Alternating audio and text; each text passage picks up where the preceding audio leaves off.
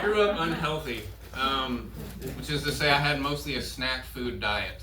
I remember some of my earliest memories. I was a little like 3 or 4 year old. I would go to the end of the hallway, I would get down, and I would run as fast as I could across the living room where my dad was watching TV.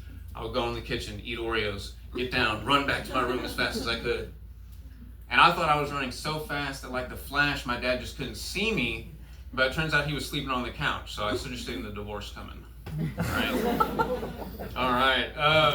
But I took a lot of prescriptions growing up, take a lot now, and I feel like there's something we could do in 2025 with prescription tastes. I feel like we could start working with more flavors, maybe not just cherry, right? Or whatever they put in the Flintstone vitamins. I'm not 100% sure. I feel like we could start off easy with something like Tylenol Stroganoff. I feel like that would be a hit. We could start making some pairings like tapioca and Viagra. Like those two are probably already getting mixed together. For the kids in my neighborhood, they could have gone for Marlboro Light flavored Roxy 30s because they were smoking those pills. That's what they were doing in my neighborhood. But I remember being 11 years old and going to get my blood drawn and get some testing done. The nurse looks right at me and says, you know, your veins are perfect for heroin. To an 11-year-old, yeah, in front of my mom. She did not think that was too keen. But it turns out I had a growth hormone deficiency, so surprise, I had to take a shot every night. Not of heroin, of HGH. But it got to the point where I started giving the shot to myself, and I immediately started injecting it into the pillows, the couch. My parents caught on my twin-size bed grew into a king. Thought that was a little weird. But lately I have been having, I'll let you know, I've been having some more serious issues. I've been having some seizures. So I go to the doctor to find out what's going on, and apparently I have certain conditions will give me a blood pressure drop so extreme that I have a seizure.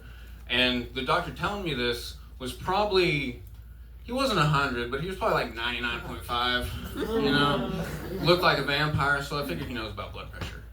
So I heeded his warnings. But one of the things I've been doing to take better care of my health is I've gotten my medical marijuana license in Arkansas. We still have to jump through hoops. So I had to get my medical marijuana card, which is great for someone with a couple charges, because usually it's more of a search and seizure, if you know what I'm saying.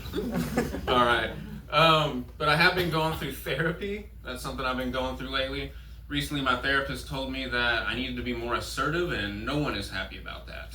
No one's happy, especially not my 4-year-old, who you would think that my therapist told her to be more assertive. But she recently started school just this week, so we would put her names on everything, or her name on everything, and I think names are important. I feel like people have a lot of expectations from names, like, not speaking on anyone tonight, but you wouldn't expect someone named Charity to be an asshole. Of course, I don't know that many people who name their assholes. I'm going with Sunkissed, because I hope to bleach it someday. That's what I'm aiming for. But I got my name. My name was supposed to be Muss. M-U-S-S, Muss. It's not a good name. Sorry if that's your favorite great ex-grandfather's name. Sounds like an old one. Alternates were a Colt and Remington, good strong gun name. But I ended up getting my name because my cousin sticks his head in the room looking for his friend named Jeremy. Just goes, Jeremy? My parents said, yeah, a name we haven't even considered up to this point. Jeremy, that'll do. So I'm Jeremy Beck, still an asshole. But my daughter's name we got from the Alien movie franchise. I feel like is fun to talk about here in this nice little theater. I saw the Alien movies outside. I wanted to name her Ripley, like the main character. Her mom wanted to name her more of a real name, so we went with Ridley, like Ridley Scott, the director. So her name is Ridley. I don't think she'll care until she sees the movie.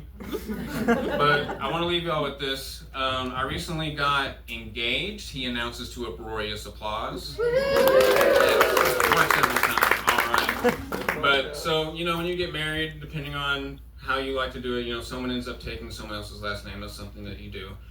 And you got to respect that. And I say that because I was awake at 4 or 5 a.m. during the royal wedding several years ago with Prince Harry and then Meghan Markle. And even after the vows, the British media kept saying, Meghan Markle, Meghan Markle. Like, she married Prince Harry. It's Meghan Harry now.